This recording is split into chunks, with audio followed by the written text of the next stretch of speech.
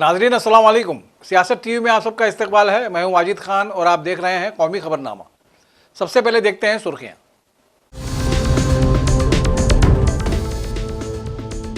लोकसभा में हंगामा, ओम बिरला के खिलाफ अदम एतमाद की तहरीक लाने की तैयारी, शोर-ओ-गुल के बाद कार्रवाई मुलतवी।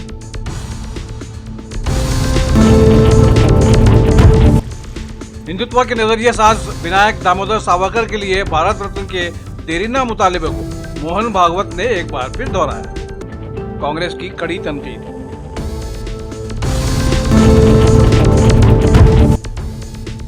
हिंदुस्तान और अमेरिका माबैन मुआहदे के खिलाफ किसानों का शदीद एहतजाज, मुल्क गिर मुहिम चलाने का किया ऐलान।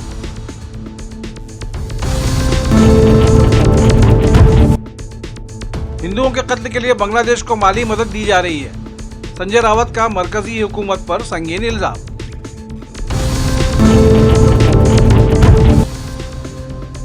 और दिल्ली में 9 स्कूलों को बम से उड़ाने की धमकी, फोन कॉल के बाद जबरदस्त अफरा-तफरी। खालिस्तानी हामियों ने पार्लियामेंट को भी बम से उड़ाने की दी धमकी, पुलिस चौकस।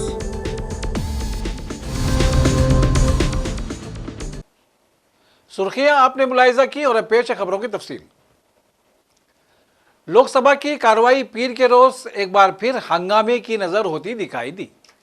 ऐवान की कार्रवाई शुरू होते ही कांग्रेस समेत अपोजिशन जमातों के अरकान ने शोर शराबा शुरू कर दिया और मुतालबा किया कि कायद अपोजिशन राहुल गांधी को ऐवान में बोलने की इजाज़त दी जाए।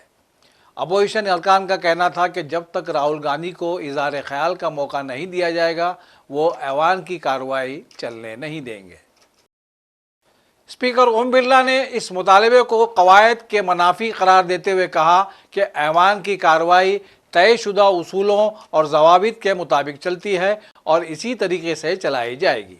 उन्होंने अरकान से कहा कि पहले सवालिया वक्फा मुकम्मल होने दिया जाए, उसके बाद ज़ाब्तों के तहत बहस की जा सकती है।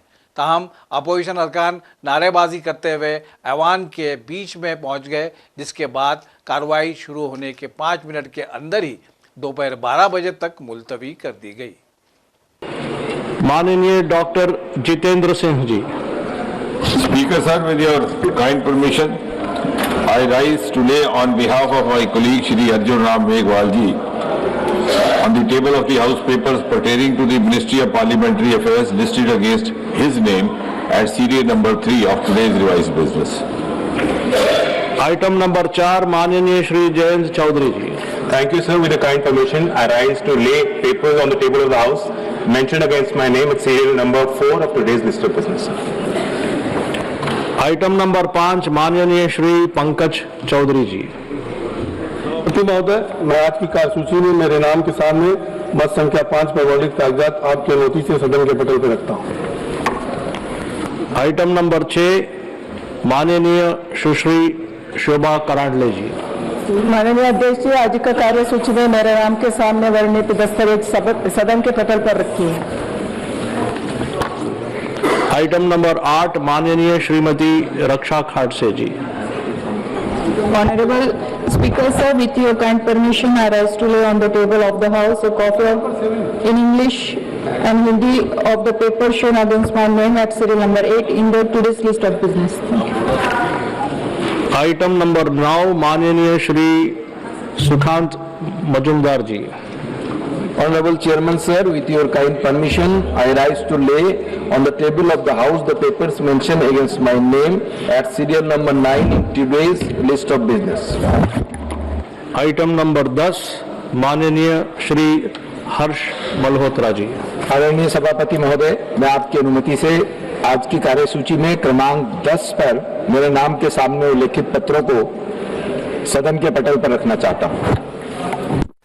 प्रियंका गांधी ने ओम बिरला के खिलाफ अदम एतमाद की तहरीक की पुरजोर हिमायत करते हुए कहा है कि वजीर आजम लोकसभा में सदर जमहूरिया के खिताब पर तहरीक तशक्कुर के सिलसिले में खिताब के लिए लोकसभा आने से गुरेज किया और अफसोस का मुकाम यह है कि स्पीकर उनकी अदम मौजूदगी की हिमायत करते हुए कहते हैं कि उन पर हमले का खदशा था, इसीलिए उन्होंने मोदी को लोकसभा आने से मना किया।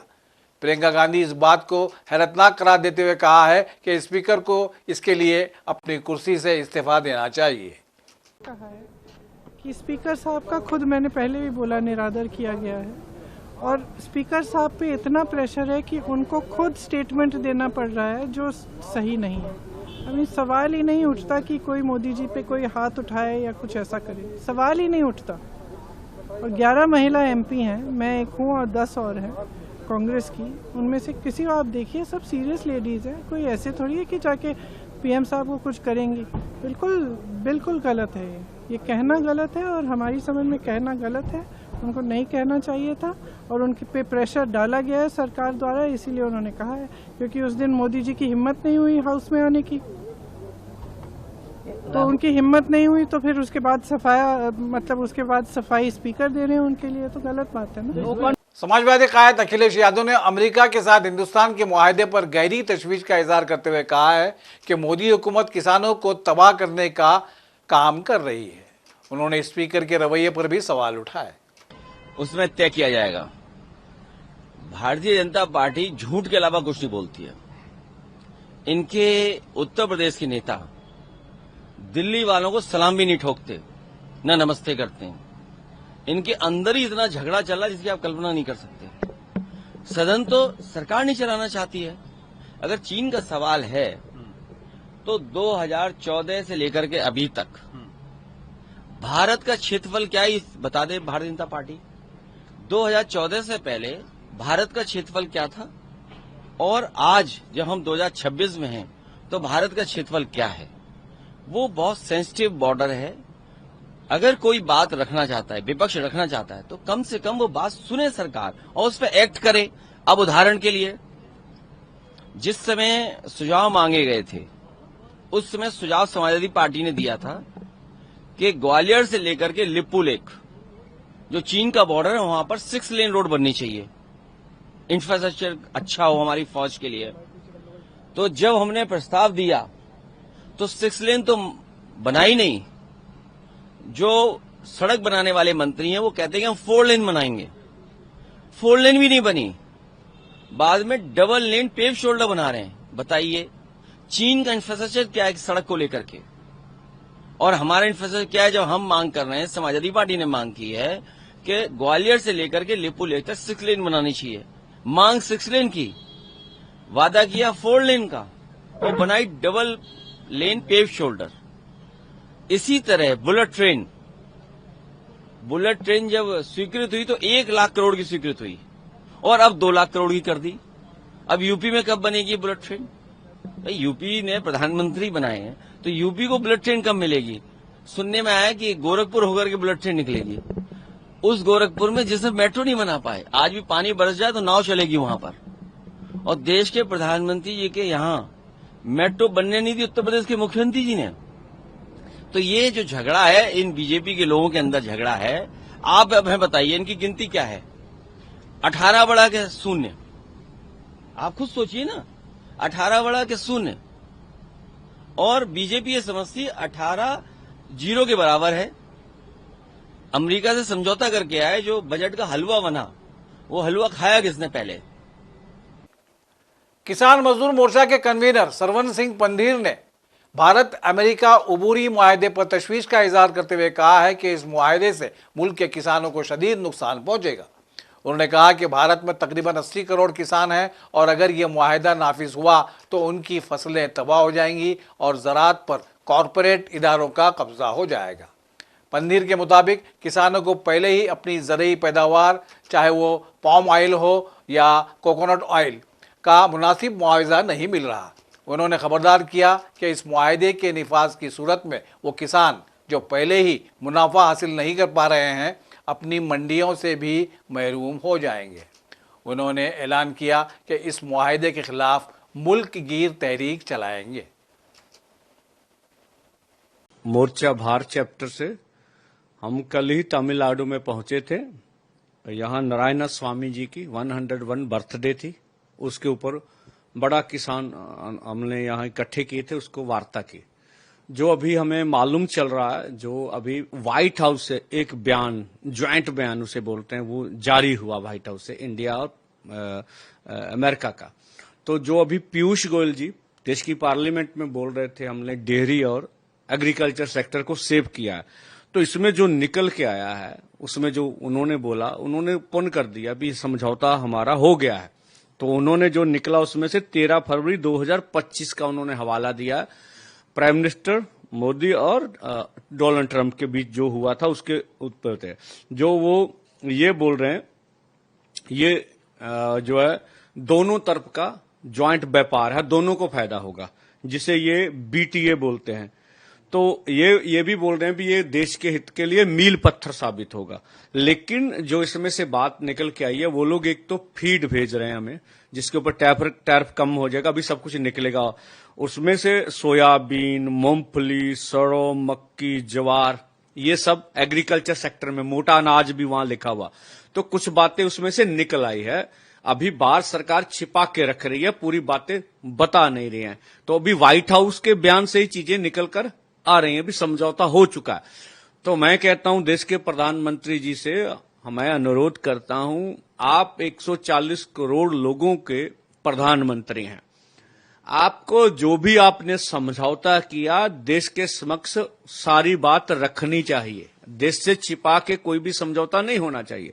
और दूसरा यह है, हमने जो बोला था एग्रीकल्चर और डेयरी सेक्टर को इससे बाहर रखना चाहिए, तो वो अभी एग्रीकल्चर सेक्टर की बात तो व्हाइट हाउस की जॉइंट प्रेस रिलीज से सामने आ गई है। तो मैं कहना चाहूंगा अगर ऐसा हुआ तो मैं पूरे देश के जितने भी फार्मर, 80 करोड़ फार्मर्स हैं देश में, तो उनकी खेती तबाह हो जाएगी, कारपोरेट के हक में चली जाएगी। पहले ही जितने भी किसान जो है पैदा करता, अब जो ये इंपोर्ट करते हैं पाम ऑयल, साउथ इंडिया इससे पीड़ित है, तमिलनाडु पाम ऑयल बोल के बोलता है इंपोर्ट ना करो। जो इनका नारियल है, जो इनका यहाँ का प्रोडक्ट है, वो यहाँ उसको असली दाम नहीं मिलता है। तो अगर ये डील अभी हो गई है, इसको इम्प्लीमेंट हुआ, तो पूरे देश के किसान जो फसल पैदा कर रहे हैं उसको दाम पहले नहीं मिलते हैं, तो इसके आने से और भी हमारी मंडी तबाह, कह लीजिए भी एग्रीकल्चर सेक्टर पर जो है वो इसका कारपोरेट का कब्जा हो जाएगा। तो ये देश के हित में नहीं है। वो कल भी हमने नारायण स्वामी की बरसी में ये किया था, और तमिल में हमने ये भी कहा कि 21 फरवरी को जो दिल्ली आंदोलन 2 हुआ था उसमें शहीद शुभकर्ण सिंह की बरसी है, तो उस दिन तमिल में साउथ इंडिया में भी कार्यक्रम होंगे शहीद की बरसी में। एमएसपी लीगल गारंटी कानून और कर्जा मुक्ति किसान मजदूर की, वो भी बातें रखी जाए। जब इलेक्ट्रिसिटी बिल केंद्र सरकार देश की पार्लियामेंट में लाएगा, तो उस दिन ऑल इंडिया लेवल पर उसके 3rd दिन तो हम लोग भाजपा के घरों के सामने जाएंगे और वहां बिल की कॉपियां जलाएंगे। वज़ीर-ए-आज़म नरेंद्र मोदी ने कहा है कि तरक्याती शराकतदारी हिंदुस्तान और सेशेल्स के ताल्लुकात की मजबूत बुनियाद रही है, और इसे मजीद आगे बढ़ाते हुए हिंदुस्तान ने सेशेल्स की जरूरियात को पूरा करने के लिए 17 करोड़ 50 लाख डॉलर के खुसूसी इक्तिसादी पैकेज का ऐलान किया है। वज़ीर-ए-आज़म मोदी ने हिंदुस्तान के दौरे पर आए सेशेल्स के सदर डॉक्टर पैट्रिक हेर्मिनी के साथ मुज़ाकरात के बाद पीर के रोज मुश्तरका बयान में इस इक्तिसादी पैकेज का ऐलान किया। उन्होंने कहा कि तरक्याती शराकतदारी हिंदुस्तान और सेशेल्स के ताल्लुकात की मजबूत बुनियाद रही है।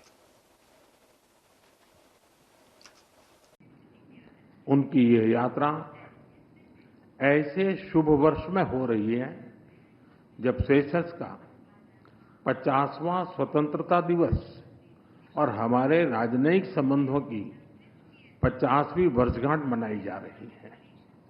मुझे विश्वास है कि ये माइलस्टोन्स हमें निरंतर नई ऊंचाइयों छूने के लिए प्रेरित करते रहेंगे। फ्रेंड्स, भारत और सेशेल्स के संबंध केवल राजनयिक संपर्क तक सीमित नहीं है। हिंद महासागर की लहरें सदियों से हमारे लोगों को जोड़ती आई हैं। इसके तटों पर दोनों देशों के बीच व्यापार बढ़ा, संस्कृतियां मिली और विश्वास की परंपराएं मजबूत होती गई। India and Seychelles are connected not just by geography but by history, trust and shared vision for the future. हमारा नाता कल, आज और आने वाले कल का है। एक मैरीटाइम नेबर और विश्वसनीय साझेदार के रूप में सेशेल्स भारत के महासागर विजन का अभिन्न अंग है। हमारा सहयोग जल, थल और नभ को समाहित करता है। आज की चर्चाओं में हमने इस साझेदारी को और अधिक सशक्त बनाने का मार्ग प्रशस्त किया। अपने आर्थिक सहयोग को और सुदृढ़ बनाने के लिए नए अवसरों की तलाश जारी रखने पर हम सहमत हैं। लोकल करेंसीज में व्यापार बढ़ाने के साथ साथ हम फिनटेक और डिजिटल सॉल्यूशंस में भी आगे बढ़ेंगे। विकास साझेदारी भारत सेशेल्स संबंधों की मजबूत नींव रही है। हमारे सभी प्रयास सेशेल्स की प्राथमिकताओं और आवश्यकताओं पर आधारित हैं। इस दिशा में आगे बढ़ते हुए आज हम $175 मिलियन के स्पेशल इकोनॉमिक पैकेज की घोषणा करने जा रहे हैं। यह package social housing, e-mobility, vocational training, स्वास्थ्य, रक्षा और मैरीटाइम सिक्योरिटी जैसे क्षेत्रों में ठोस परियोजनाओं को सपोर्ट देगा। आरएसएस सरबराह मोहन भागवत ने कल एक बयान दिया है जिससे सियासी बहस छिड़ गई है। उन्होंने हिंदुत्व के नजरिए साज विनायक दामोदर सावरकर के लिए हिंदुस्तान के आला तरीन शहरी एजाज भारत रत्न के देरीना मुतालिबे को दोहराया। उन्होंने कहा कि यह अवार्ड इसके वक़ार में इजाफा करेगा। ये बयान सियासी हलकों में जंगल की आग की तरह फैल गया। कांग्रेस ने फौरी तौर पर रद्द-ए-अमल का इज़हार करते हुए अवार्ड के मुतालिबे की अहलियत और इरादे पर सवालिया निशान लगा दिया। आरएसएस की 100वीं सालगिरह के मौके पर मुंबई में मुनाकिदा तकरीब का आज दूसरा दिन था। इसमें मोहन भागवत ने कहा कि सावरकर को इज्जत देने के देरीना मुतालिबे पर संजीदगी से गौर किया जाना चाहिए। भागवत ने कहा कि अगर सावरकर को यह अवार्ड दिया जाता है तो भारत रत्न का विकार बढ़ जाएगा। ये मुतालिबा बीजेपी और आरएसएस पिछले कुछ सालों से कर रही है। एमआईएम के सरबराह असदुद्दीन अवैसी ने मोहन भागवत की जानिब से सावरकर को भारत रत्न देने के लिए उनके मुतालिबे को कड़ी तनकीद का निशाना बनाते हुए कहा कि जिसने कई बार अंग्रेजों से माफ़ी मांगी, आज उस शख्स को भारत रत्न देने का मुतालिबा किया जा रहा है। मेरे अजीज दोस्तों और बुजुर्गों, और फिर जो लोग बोल रहे कि भारत रत्न उनको दिया जाना चाहिए, सुनो आरएसएस वालों, हैदराबाद सरजमीन दखन के मौलवी अलाउद्दीन थे जिन्होंने मक्का मस्जिद के इमाम थे, खुतबा दिया रमजान के महीने में, जुमे के दिन पूरी मजमे को लेकर मौजूदा सुल्तान बाजार अंग्रेजों की रेजिडेंसी थी। मौलवी अलाउद्दीन गए, वहां पर एहतजाज किए क्योंकि औरंगाबाद में मुजाहिद आजादी को अंग्रेजों ने पकड़ लिया था। निजाम की हुकूमत थी, निजाम अंग्रेज उनकी हिफाजत करते थे। आप सोचो उस जमाने में एक मुसलमान हुक्मरान है, अंग्रेज उसकी हिफाजत करते हैं, जो मौजूदा बोलारा में वहां पर अंग्रेजों की फौज रहती थी। कैसा वो जय्यद आलिम होगा, कैसा वो जय्यद इंसान होगा जिसने मुस्लिम हुक्मरान जिसकी हिफाजत अंग्रेजों की फौज करती थी, सवों के मजमे को लेकर मौजूदा मक्का मस्जिद से सुल्तान बाजार गए, हमला हुआ, वहां से वो बच के निकले। तुर्रेबाज खान ने गोलियां चलाई अंग्रेजों के ऊपर। बाद में मौलवी अलाउद्दीन को गिरफ्तार किया गया। बताओ आरएसएस वालों, उस काला पानी का पहला मुजरिम तुम्हारा आदमी था या मुसलमान था? मौलवी अलाउद्दीन काला पानी के पहले मुजरिम थे। अंग्रेज आखिर में खत लिखते थे सालार जंग को, जो उस वक्त निजाम के होम मिनिस्टर जो बोलते थे कि इनको लेके जाओ अलाउद्दीन, हालत खराब है, कभी मर जाएंगे। तो निजाम बोलते थे नहीं नहीं, ये मौलाना आएगा तो फिर आग लगा देगा दखन में। वहीं पर इंतकाल हो गया मौलाना अलाउद्दीन का रहमतुल्लाह अलैह का। और आज हमको बोल रहे आप, और जिसके लिए भारत रत्न बोले उन्होंने 6 माफीनामे के खत लिख के दिए अंग्रेजों को, मेरे को माफ कर दो, मेरे को माफ कर दो, आप जो बोले मैं करता हूं। तुम में और हम में फर्क यह है कि अल्लामा फजल खैराबादी वहीं मर गए। जिहाद का फतवा अल्लामा फजल खैराबादी ने दिया था।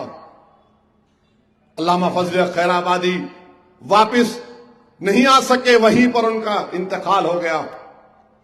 जो 6 अंग्रेजों को माफीनामे लिखा, और आप बोलते नहीं नहीं उन्होंने बड़ी तकालीफ उठाए। अरे मौलवी अलाउद्दीन तो हैदराबाद से काला पानी चला गया अंडोमान को, उनकी कुर्बानी कोई याद नहीं करता। और आज आप बोल रहे भारत रत्न, चलो ये भी भूल जाते हैं। जस्टिस कपूर थे सुप्रीम कोर्ट के चीफ जस्टिस ऑफ इंडिया। इन्होंने अब महात्मा गांधी के कत्ल के बाद कमीशन बनाया गया था। क्या जस्टिस कपूर ने नहीं कहा था कि यह शख्स गांधी के कत्ल में कॉन्स्पिरेटर था, जो गांधी के कत्ल का साजिश किया? आप उसको तो बोल रहे मुबारक हो। एक वक्त आएगा इस मुल्क में गोडसे को भी दे देंगे भारत रत्न, देखना बीजेपी वाले, किसी को नहीं छोड़ने वाले। तो मेरे अजीज दोस्तों और बुजुर्गों, मेरी आप शिवसेना के रुकन पार्लियामेंट संजय रावत ने मरकजी हुकूमत पर नहायत संगीन इल्जाम आयद करते हुए कहा है कि बांग्लादेश में हिंदुओं पर होने वाले मजालिम के लिए बराह रास्त मरकजी हुकूमत जिम्मेदार है, क्योंकि वो बांग्लादेश को माली मदद फराहम कर रही है। उनके मुताबिक बांग्लादेश में हिंदुओं की दुकानें नजर आतिश की जा रही हैं, मंदिरों को तोड़ा जा रहा है और हिंदुओं पर हमले हो रहे हैं, जबकि मरकज़ इस सब को जानबूझकर नज़रअंदाज कर रहा है। संजय रावत का दावा है कि ऐसे हालात के बावजूद रवां साल के मरकजी बजट में बांग्लादेश को करोड़ों रुपए की माली इमदाद दी गई है, जिसका असल इस्तेमाल हिंदुओं के कत्ल और उन पर मजालिम के लिए हो रहा है। उन्होंने कहा कि इस हवाले से कई शवाहिद मौजूद हैं, लेकिन इसके बावजूद हुक्मरान जमात खामोशी इख्तियार किए हुए है। अमेरिका के बदनाम जमाना मुजरिम जेफरी एप्स्टीन से मुतालिक दस्तावेजात मंजर आम पर आने के बाद आलमी सियासत में एक नई हलचल पैदा हो गई है। ईमेल रवाबित, पुरानी मुलाकातों और समाजी ताल्लुकात से मुतालिक सामने आने वाली तफसीलात ने यूरोप से लेकर अमेरिका तक सियासी और इंतज़ामी हलकों में सनसनी फैला दी है। इन इंकशाफात के बाद कई बाअसर शख्सियात को अवामी दबाव और इदारा जाती साख के पेश नज़र अपने ओहदों से इस्तीफा देना पड़ा। माहिरीन का कहना है कि अगरचे हर मामले में कोई जुर्म साबित नहीं हुआ, ताहम नाम जुड़ने और राब्तों के इंकशाफ ने सियासी तौर पर ऐसी सूरत हाल पैदा कर दी जिसमें ओहदे पर बरकरार रहना मुश्किल हो गया। दूसरी जानिब हिंदुस्तान में इस मसले पर कोई हलचल नज़र नहीं आई, ताहम अपोजिशन लीडरों ने कहा है कि अब इस मसले पर वज़ीर आज़म से सवाल किया जाएगा। दिल्ली में पीर की सुबह उस वक्त एक बार फिर अफरा तफरी मच गई जब शहर के मुख्तलिफ इलाकों में वाक़ 9 बड़े स्कूलों को बम से उड़ाने की धमकी की कॉल मौसूल हुई। स्कूलों ने फौरी तौर पर पुलिस को इत्तला दी, जिसके बाद दिल्ली पुलिस, फायर ब्रिगेड और बम स्क्वाड जाए वक़ुआ पर पहुंच गए और तहकीकात शुरू कर दी। इस दौरान बच्चों और अमले को हिफाजत के पेश नज़र बाहर निकाला गया और स्कूल की मुकम्मल तलाशी शुरू की गई। बताया जा रहा है कि तमाम कॉल्स तकरीबन एक ही वक्त में आई, इसलिए एजेंसियां चौकस हो गई हैं। पुलिस फिलहाल फ़ोन करने वाले की शनाख्त करने की कोशिश कर रही है। उधर खालिस्तानी हामियों ने दिल्ली में पार्लियामेंट की इमारत को बम से उड़ाने की धमकी दी है, जिसके बाद पार्लियामेंट के अहाते के इर्द गिर्द सिक्योरिटी बढ़ा दी गई है। पीर को दिल्ली के कई स्कूलों को धमकी आमेज ईमेल्स भेजे गए जिनमें बम धमाकों की वार्निंग दी गई थी और हिंदुस्तान बनेगा खालिस्तान जैसे नारे दर्ज थे। ये ईमेल्स चैकरी जेनिकिंस नामी शख्स ने भेजी थी और भेजने वाले ने धमकी में पंजाबी ज़बान का इस्तेमाल किया है। कानपुर में एक कार हादसे में 3 अफराद की मौत हो गई। कार एक दौलतमंद ताजिर के बेटे की थी। कानपुर पुलिस ने इस सिलसिले में कार के मालिक के नाम की तस्दीक करते हुए कहा है कि इस सिलसिले में एक केस दर्ज करके कार्रवाई की जा रही है। तो गाड़ी का डिटेल मिला है, गाड़ी को सीज कर दिया गया है और अब हमारी जो पहली जो जांच होती है उस जांच में पता लगा है कि शिवम मिश्रा नाम के लड़का चला रहा था। उनके पिताजी का नाम के मिश्रा है और ये उस समय क्योंकि जो एक्सीडेंट होने के बाद उसको उनके जो बाउंसर थे 2 लड़के, उन्होंने उनको बाहर निकाला है गाड़ी से और उनको ये बताया गया है कि उनका कोई मेडिकल इशू था, तो उनको भी प्राथमिक उपचार के लिए भेजा गया है और एक्सीडेंट का अभियोग पंजीकृत करने के बाद अब उनका नाम उनका सामने आ गया है। आगे सारी विधिक कार्रवाई की जाएगी। शिवम मिश्रा के खिलाफ क्या मुकदमा लिखा जा रहा है? पहले जो है, क्योंकि जो तौफीक थे उनके द्वारा नाम नहीं बताया गया था, तो एक्सीडेंट का मुकदमा पंजीकृत हो गया था। हमारी जांच में ये पता लगा कि जो चालक है वो शिवम मिश्रा है और अब उनका नाम जो है प्रकाश में आ गया। शिवम मिश्रा के अस्पताल में भर्ती है। शिवम मिश्रा के बारे में जो बताया गया है कि वो अस्पताल में, लेकिन वो उनके घर हमारी पुलिस गई हुई है, पूछताछ करेंगे। जो आगे की कार्रवाई है कि क्या इनका मेडिकल इशू था या नहीं था, क्या स्थिति है, तो उसके अनुसार ही कार्रवाई की जाएगी। अब ये पूरा जांच का विषय है। गाड़ी हमारे पास है और हमारी जो है जो विवेचक है उसको जांच पड़ताल कर रहे हैं। सारी चीजें सामने आ जाएंगी। जांच जो एक्सीडेंट का मुकदमा लिखा गया है और उसमें हर पहलू पर जांच पड़ताल की जाएगी। और ये मैं आपको बता दूं कि जैसे पहले बताया गया था कि इसमें कई लोगों को मारा गया है, ऐसा कुछ नहीं है। केवल एक व्यक्ति इंजर्ड है और उसको मामूली चोटें थी। उनका प्राथमिक उपचार कराने के बाद वो मेडिकल से फ्री हो चुके हैं।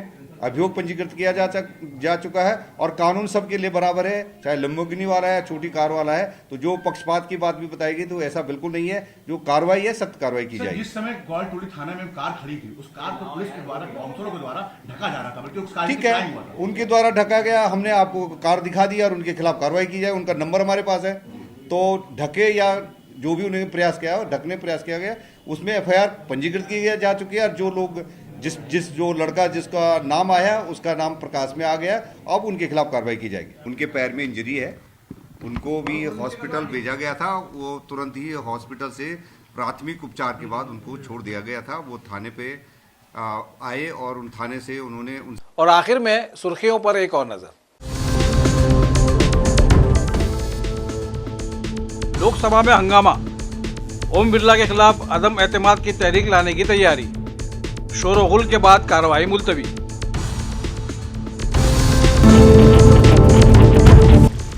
हिंदुत्व के नजरिए साज विनायक दामोदर सावरकर के लिए भारत रत्न के देरीना मुतालिबे को मोहन भागवत ने एक बार फिर दोहराया।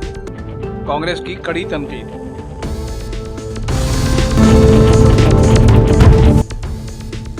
हिंदुस्तान और अमेरिका माबैन मुआहदे के खिलाफ किसानों का शदीद एहतजाज। मुल्क गिर मुहिम चलाने का किया ऐलान।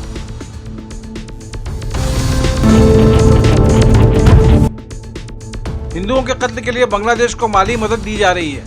संजय रावत का मरकजी हुकूमत पर संगीन इल्जाम।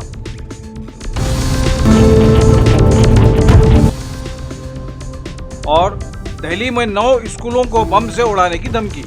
फोन कॉल के बाद जबरदस्त अफरा तफरी। खालिस्तानी हामियों ने पार्लियामेंट को भी बम से उड़ाने की दी धमकी। पुलिस चौकस। इसी के साथ कौमी खबरनामा यहीं अपने इख्तिताम को पहुंचता है। सियासत की पूरी टीम के साथ वाजिद खान को दीजिए इजाजत। अल्लाह हाफिज।